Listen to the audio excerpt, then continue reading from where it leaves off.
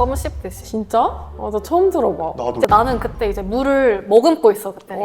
그래서 나는 내 몸으로 수면 실험을 했던 것 같아. 그래서 또 요즘 시도하는 방법인데 졸릴 때 한번 혀를 깨물어봐. 안녕하세요. 의대생TV 태희. 서영. 수진. 호원입니다. 오늘은 졸릴 때 잠을 어떻게 깼는지 저희만의 꿀팁을 알려드리려고 합니다. 나는 되게 간단해. 잠을 잔다요.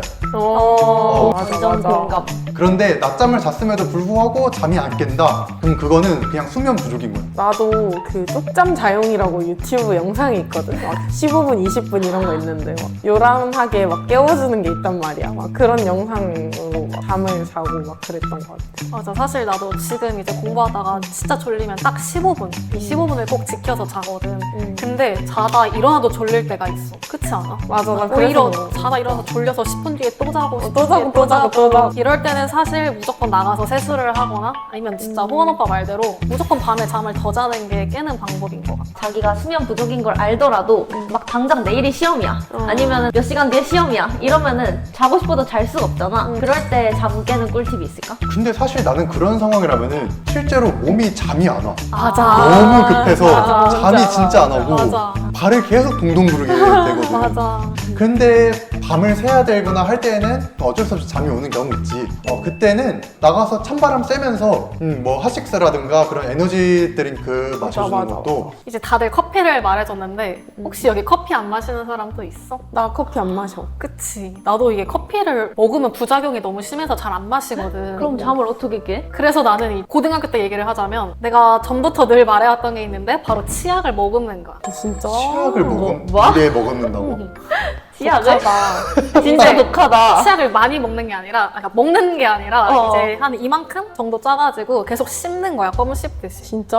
나 처음 들어봐. 나도 근데 처음 진짜 와. 졸릴 때는 그 방법을 썼는데 이제 왜냐면 계속 씹잖아. 그러면 점점 이게 많아져. 차잖아. 가득 찼을 때는 화장실에 가서 뱉는 거지. 근데 사실 그 행위만으로도 잠이 되게 깨더라고. 내가 삼반수 할 때 꼭 했던 게 물을 옆에다 큰 통을 가져다 놓고 물을 계속 마셨었어. 근데 그게 한 이유가 물을 그렇게 많이 마시면은 물 마시면서도 잠이 깨지만 화장실을 결국에 가게 되거든. 맞아. 근데 그렇게 화장실 가는 것만으로도 충분히 잠도 맞아. 깨고. 나도 요즘 물을 굉장히 애용하거든. 사실 수업 시간 때는 이제 교수님께서 앞에서 수업하시는데 뭔가를 할 수가 없잖아. 그래서 나는 그때 이제 물을 머금고 있어 그때.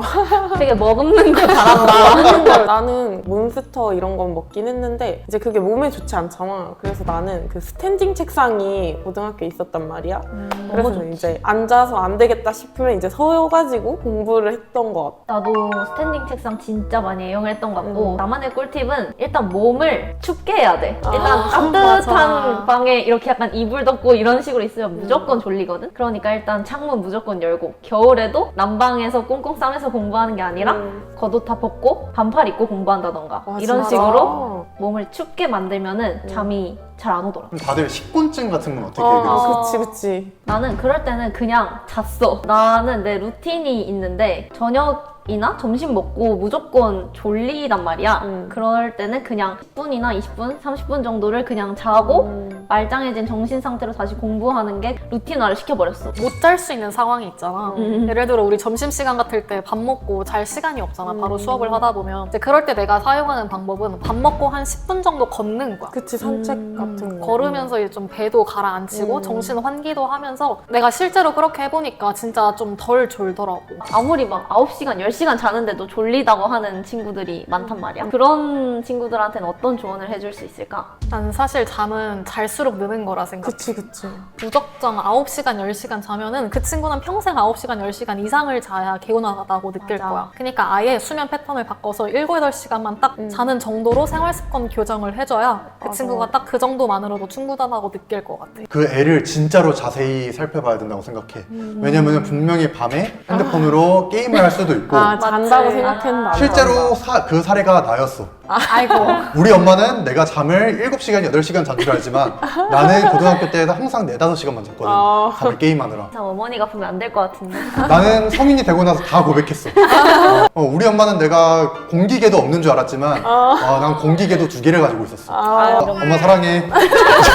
그래서 이게 사람마다 잠이 많은 사람이 있고 뭐 적은 사람이 있듯이 자기마다 맞는 수면 시간이 있단 말이지. 맞아. 그래서 나는 내 몸으로 수면 실험을 했던 것 같아. 그래서 한 5시간 반 자보고 6시간 자보고 6시간 반 자보고 약간 이랬을 때 나 같은 경우에는 한 6시간 반 정도 자는 게 제일 개운하더라고. 진짜? 그러니까 오히려 7시간 맞아. 자는 것보다 8시간 반 자는 게 더 개운하더라고. 또 요즘 시도하는 방법인데 졸릴 때 한번 혀를 깨물어봐. 그러니까 이게 근데 사실 그렇게 효과적이진 않은데 왜냐면 혀를 깨물잖아? 순간적으로는 잠에서 깰 수 있어. 근데 너무 졸리면 5분 뒤에 다시 졸리더라고. 나 같은 경우에는 스탠딩 책상에 섰는데도 졸릴 때가 있어. 그럴 때는 한 다리를 들고 학처럼 균형을 잡아보는 거야.